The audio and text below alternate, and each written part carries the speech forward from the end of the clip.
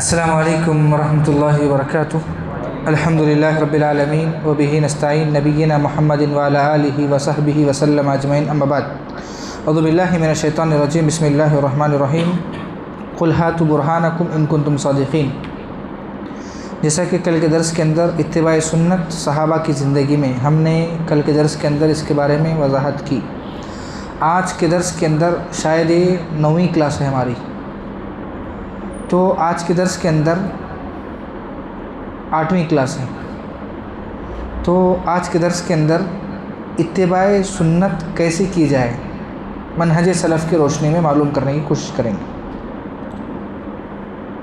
Number 1، ہر عبادت سے پہلے دلیل معلوم کرنا۔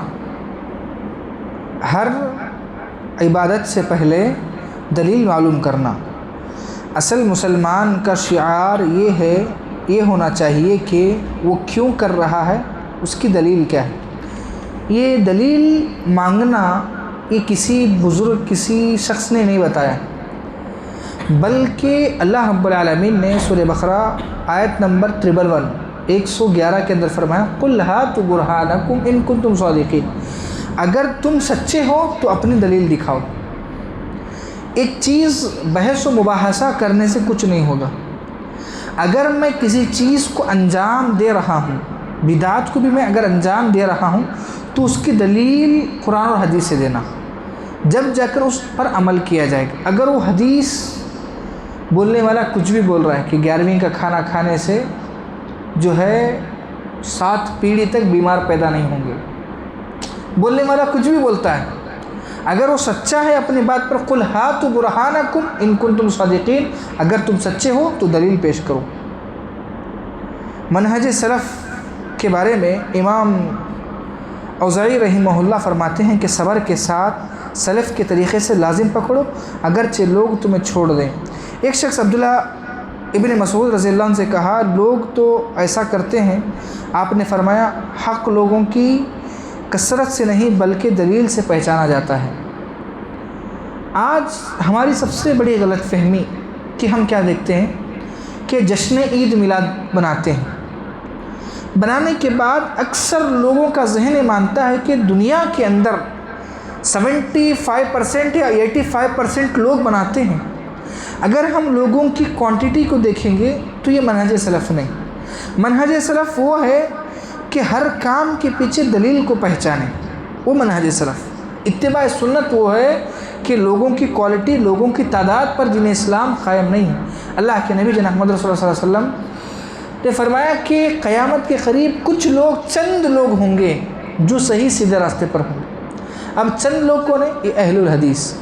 ہم یہ نہیں کہیں گے کہ وہ لوگ اتنی زیادہ ان کی تعداد ہے، ان کی مساجدوں میں زیادہ لوگ نظر آتے ہیں، ان کی قبروں پر، ان کے آستانوں پر، ان کی فلاں جگہ پر لوگ زیادہ نظر آتے ہیں، وہ لوگ حق ہوں گے؟ نہیں۔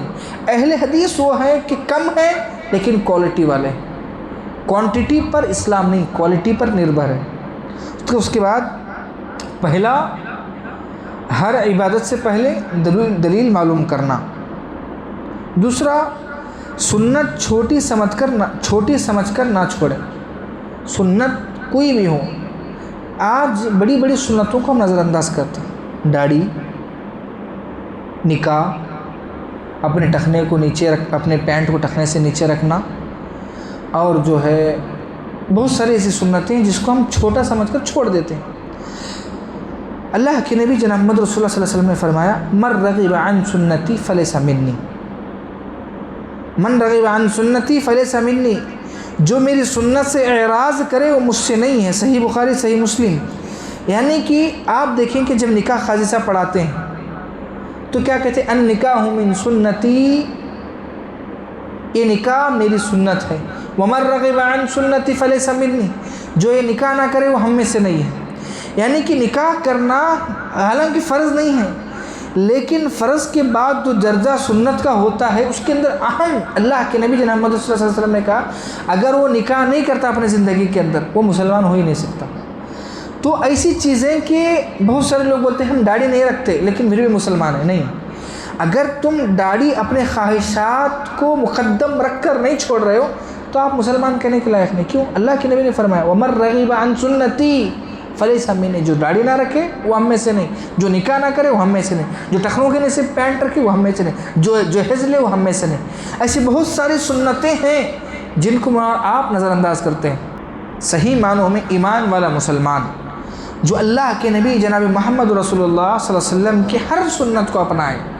क्यों? ला तहक़िरन्न मिनल मारूफ़ शैआ, कोई भी नेकी छोटी नहीं होती, कोई भी नेकी को हक़ीर ना समझो। अल्लाह के नबी जनाब मोहम्मद रसूलुल्लाह सल्लल्लाहु अलैहि वसल्लम की इत्तिबा किस में है? इंसान रास्ते में जा रहा है, उसको नज़र आ रहा है कि छोटा सा कांटा रास्ते में पड़ा है, उसको लेकर उसको बाजू में रखे। क्यों? अत्तरीक़तु सदक़ा, यानी कि रास्ते से तकलीफ चीज़ हटाना भी इत्तिबा सुन्नत में शामिल है। अगर आप किसी मोमिन भाई से मुस्कुरा कर भी मिलते हैं, अल्लाह के नबी की इत्तिबा है। आपका पड़ोसी बाजू में ही है, आप जाकर उसकी इयादत करना, अगर वो बीमार है, ये इत्तिबा सुन्नत है। सुन्नत की पैरवी इस तरीके से की जाती है। अब्दुल्लाह बिन उमर रज़ियल्लाहु अन्हु सफ़र में वही जगह आराम करते थे जहाँ नबी करीम सल्लल्लाहु अलैहि वसल्लम आराम फरमाया करते थे, सिर्फ़ सुन्नत की मोहब्बत की वजह से, उनका कोई ताल्लुक़ नहीं। वहाँ पर अल्लाह के नबी फ़लाँ दरख्त के नीचे आराम फरमाए, वहाँ जाकर आपको आराम करना सुन्नत फ़र्ज़ नहीं, लेकिन सुन्नत की मोहब्बत उनके दिल में इस कदर थी कि वो जहाँ भी जाते, जिस भी जगह जाते, वहाँ पर जाकर वो बैठ जाते ताकि अल्लाह के नबी की सुन्नत पर मैं अमल कर सकूँ, उनसे मोहब्बत कर सकूँ। तीसरा, सुन्नत पर साबित कदम रहें चाहे लोग मजाक उड़ाएं।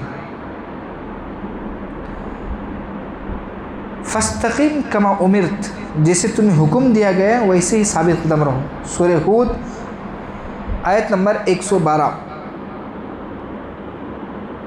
क्या बोला गया? सुन्नत पर साबित कदम रहो ताकि तुम्हें लोग तुम्हारा मजाक उड़ाए। वहाबी कहे, टंडा कहे, फलां कहे, गुस्ताख कहे, कुछ भी कहे, लोग तुम्हारा मजाक उड़ाने वाले उड़ाए, गुस्ताख कहे, कुछ भी कहें, लेकिन तुम सुन्नत पर, इत्तिबा सुन्नत पर साबित कदम रहो।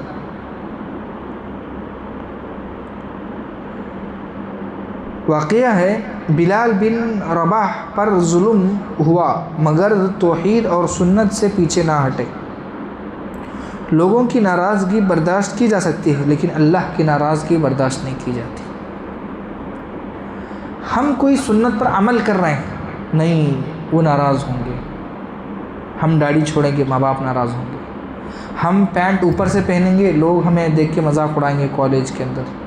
हम दाढ़ी रखेंगे, गैर मुस्लिम हमारा मजाक उड़ाए, हमारा मजाक कोई भी उड़ाए, लेकिन लोगों की नाराज़गी बर्दाश्त है, लेकिन अल्लाह की नाराज़गी बर्दाश्त नहीं। ये इत्तिबा सुन्नत है। सुन्नत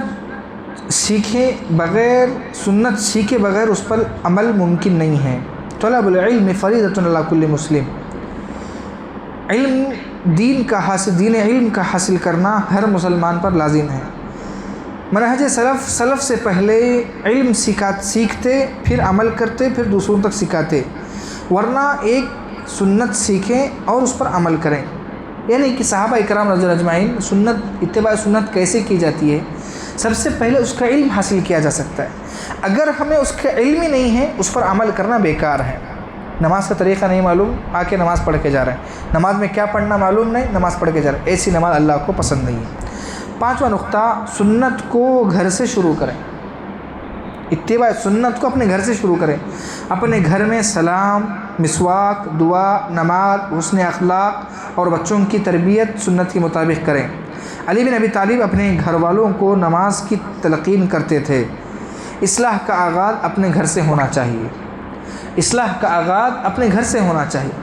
मैं एक आलिम दीन, यानी कि मैं इत्तिबा सुन्नत पर अमल करने वाला, मैं सारे लोगों में वाहवाही कर रहा हूँ, मैं सारे लोगों को बोल रहा हूँ नमाज़ चलो, नमाज़ चलो, रास्ते से गुजर रहा हूँ, हारन मार मार के बोल रहा हूँ नमाज़ चलो, और यहाँ बैठे हैं दुआ कर रहे हैं सब लोग, और जो है सबको बच्चे कोई मिले 4-5 लोग, देखो बेटा क्या है कि तुम एक काम करो, कल से घर में जाते हो सलाम करो, और बाजू में वज़ू करते हुए सबको बोलना मिसवाक करो, खुद नहीं कर रहे, सबको बोल रहे, ये नहीं।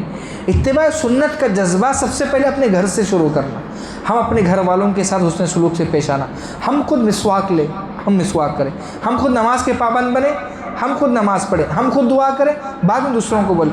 سب سے پہلے ہمارے گھر کے اندر ہماری اولاد، ہمارے ماں باپ پر فریضہ بنتا ہے کہ وہ اتباع سنت کریں، اتباع سنت پر عمل کریں۔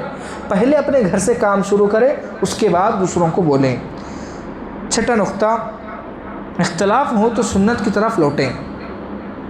اختلاف ہو تو سنت کی طرف لوٹیں۔ اللہ تعالیٰ نے قرآن مجید کے اندر سورہ نساء سورہ نمبر 4 آیت نمبر 50/9 میں فرمایا فَإِن تَنَازَعْتُمْ فِي شَيْءٍ فَرُدُّوهُ إِلَى اللَّهِ وَرَسُولِهِ، اگر کسی چیز کے اندر اختلاف ہو تو اللہ اس کے طرف رجوع کرو۔ کسی چیز کے اندر اختلاف ہو جائے، رفع الیدین، آمین بالجہر، دو ہاتھوں سے ملنا، پیر سے پیر ملانا، کندھے سے، کسی چیز کے اندر اختلاف ہو جائے، فَإِن تَنَازَعْتُمْ فِي شَيْءٍ فَرُدُّوهُ إِلَى اللَّهِ وَالرَّسُولِ، اگر تمہارے پاس کوئی بھی اختلاف ہو جائے فوراً اللہ اس کی طرف کی رجوع کرو۔ لیکن فَإِن تَنَازَعْتُمْ فِي شَيْءٍ فَرُدُّوهُ إِلَى اللَّهِ وَالرَّسُولِ، اگر ہم اپنے مسئلوں کو دوسروں کے پاس لے جائیں گے تو ہمارے مسئلے سدھرنے والے نہیں۔ ہمارے مسئلے کا حل کتاب و سنت۔ فَإِن تَنَازَعْتُمْ فِي شَيْءٍ فَرُدُّوهُ إِلَى اللَّهِ وَالرَّسُولِ، جب تمہارے اندر کوئی بھی اختلاف، رفع الیدین، ملاقات، فلاں کوئی بھی اختلاف ہو جائے، فوراً اللہ کی طرف اور اس کے رسول کی طرف رجوع کرنا۔ ساتواں نقطہ، عبادت میں اضافہ بھی بغیر دلیل کے درست نہیں ہے۔ رسول اللہ صلی اللہ علیہ وسلم نے فرمایا من حدث فی امرنا ھذا ما لیس منہ فہو رد، جس نے ہمارے دین میں کئی نئی چیز ایجاد کی وہ مردود ہے۔ عبداللہ، جیسا کہ بتایا گیا کہ عبادت کے اندر بھی اپنے طرف سے ایکسٹرا کرنا بھی یہ بدعات میں شامل ہے، یہ سنت اتباع سے دور ہے۔ آٹھواں نقطہ، سنت پر عمل میں اخلاص ضروری ہے۔ سنت میں، اتباع سنت میں اخلاص ضروری ہے۔ عمل صرف اللہ کے لیے کیا جائے، رسول اللہ صلی اللہ علیہ وسلم کے طریقے میں ہو، ان میں سے ایک بھی شرط نہ ہو تو عمل ناقابل قبول ہیں۔ اتباع سنت کا سب سے بڑا پہلو ایک اخلاص، دوسرا اتباع سنت، عمل کا کردار، عمل کا کانسیپٹ، عمل کیا چاہتا ہے۔ عمل کا کانسیپٹ کیا ہے؟ اخلاص و للہیت، دوسرا ہے اتباع سنت۔ جب یہ دو مل جاتے ہیں تب جا کر ہمارا عمل قبول ہوتا ہے۔ پاسپورٹ بناتے ہیں، آدھار کارڈ میں جو نام ہے وہی نام اس میں ہونا، ایک بھی اسپیلنگ مسٹیک ہو گئی تو آپ کا پاسپورٹ ریجیکٹ۔ اسی طریقے سے آپ اتباع سنت کریں لیکن آپ کے پاس اخلاص نہ ہو، آپ کا عمل ویسٹ۔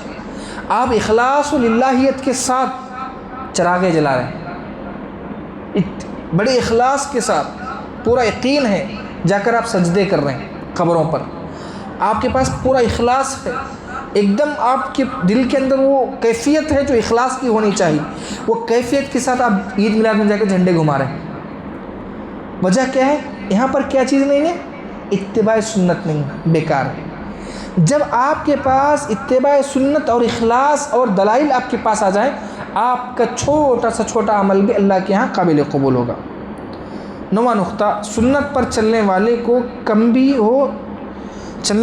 کم بھی ہو تو پریشان نہ ہو۔ اسلام اجنبی شروع ہوا تھا اور دوبارہ اجنبی ہو جائے گا، بس خوشخبری ہے اجنبیوں کے لیے۔ صحیح مسلم۔ حق کی پہچان تعداد سے نہیں دلیل سے ہوتی ہے۔ اللہ کے نبی جناب محمد رسول اللہ صلی اللہ علیہ وسلم جب 7ویں صدی عیسوی کے اندر اللہ کے نبی آنے کے بعد اللہ کے نبی جناب محمد رسول اللہ صلی اللہ علیہ وسلم پر قرآن نازل ہونے سے پہلے لوگوں کے اندر بدعات و خرافات بہت ساری چیزیں تھیں، جاہل لوگ بہت زیادہ تھے۔ لیکن قیامت کے قریب ایسے ہی ہوگا کہ ایک ایمان والا بھی اپنے ایمان کو بیچ دے گا۔ تو ہم لوگوں کی تعداد کو نہیں دیکھنا ہے بلکہ لوگوں کی دلیل پر جو کام کرتے ہیں اس کو دیکھنا ہے۔ 10واں نقطہ، ہر دن ایک سنت کو زندہ کریں۔ عبداللہ بن عمر نبی کریم صلی اللہ علیہ وسلم کی چھوٹی سنت کو بھی زندہ رکھنے کی کوشش کرتے تھے۔ 10واں نقطہ ہے کہ آج کا ٹاپک کیا ہے؟ اتباع سنت کیسے کی جائے۔ اس کا آخری نقطہ ہے کہ اتباع سنت ہر روز کوئی نہ کوئی سنت کو زندہ کریں گے. آپ بتائیں کیا کریں گے کل سے؟ ایک سنت جو سنت نہیں ہے وہ سنت کو زندہ کریں گے. کیا کریں گے؟ ہم جتنے بیٹھے ہیں اتنے ہی ایک سنت کو زندہ کریں گے. بولے کیا کریں گے؟ مسواک کریں گے. چلو انشاءاللہ. جی ہاں ٹھیک ہے. کل سے آج سے جو ہے آج وضو کر کے سوئیں گے. یہ اللہ کے نبی کی سنت ہے. کل انشاءاللہ کل سے جو ہے مسواک کریں گے انشاءاللہ. اللہ تعالیٰ سے دعا ہے اللہ تعالیٰ ہمیں اللہ کے نبی کی ہر سنت کو زندہ کرنے اور اس پر عمل کرنے کی توفیق عطا فرمائے. وما توفیق الا باللہ وما علی البلاغ. السلام علیکم ورحمۃ اللہ وبرکاتہ.